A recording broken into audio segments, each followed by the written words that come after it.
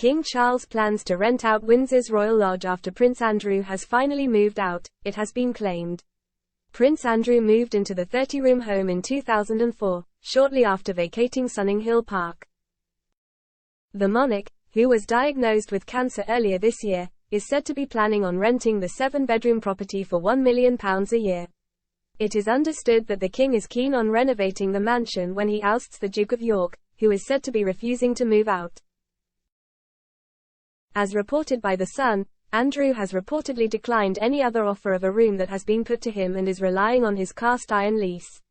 Sources have shared that they think King Charles will eventually get Andrew to move out, especially if the monarch cuts off the £4 million that the Duke currently receives.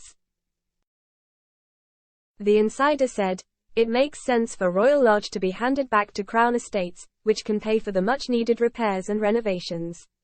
It could then be rented to earn money for them, the King's coffers and the country rather than being a drain on everyone's resources." Speaking of the home, a property expert has said, rental of £1 million a year is not far-fetched for a house of that size with incredible royal connections. The King's supposed decision to up the stakes had reportedly followed claims that Andrew could not meet the £400,000 per year upkeep.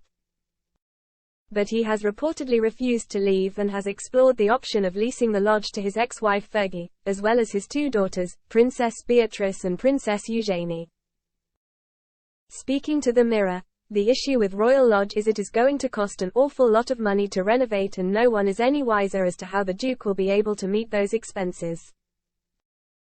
It's very difficult to see why Beatrice or Eugenie would want the burden of taking on the lease when they would be far better investing any money they have where they would possibly get a return.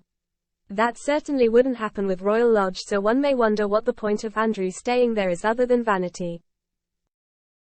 Although they officially divorced in 1996, Sarah Ferguson still resides at Royal Lodge with Andrew. Earlier this month, Sarah responded to claims that the pair had been asked to vacate Royal Lodge. Discussing the situation on Good Morning Britain, she said, "I'm a very lucky guest, but I tend not to get involved in brothers' discussions and I think that's the safest place to be. Let the brothers discuss it themselves."